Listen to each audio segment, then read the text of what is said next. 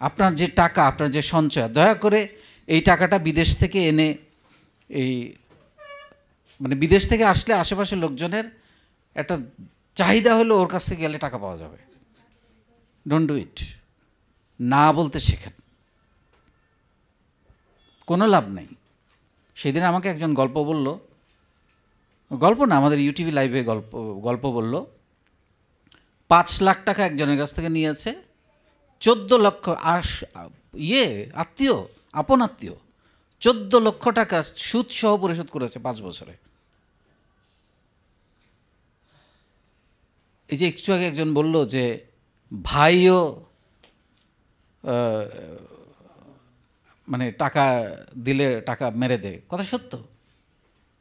আমার কাছে একটা ছেলে আসছে, আমাকে লিখছে, স্যার আপনার সঙ্গে দেখা করতে চাই, প্রবাসী। এরকম তো অনেকেই লিখে, ওরকম তো সময় দেওয়া খুবই মুশকিল।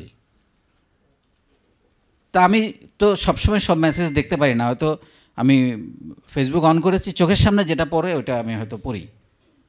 পরে আরেকদিন দেখি সে লিখছে যে স্যার আপনি যদি আমার সঙ্গে দেখা না করেন আমি আত্মহত্যা করব। আমি কালকে সকালেই আসো তুমি, কারণ কি ও আত্মহত্যা করে আমার কি বিপদে ফেলবে। না না, ট্রু, দিস ইজ ফ্যাক্ট।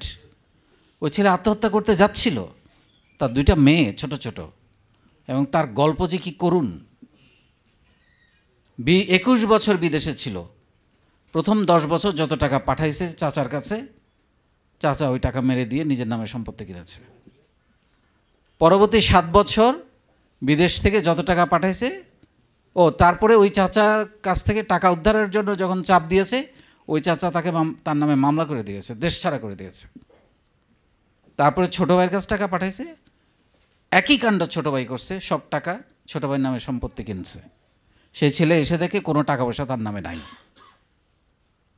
তারপরে সর্বনাশ যেটা হয়েছে সেটা হলো, সে 2 লাখ না 3 লাখ টাকা নিয়ে এসছে দেশে, সেই টাকা আবার গিয়ে যায় ইভ্যালি থেকে মোটরসাইকেল কেনার জন্য জমা দিয়েছে।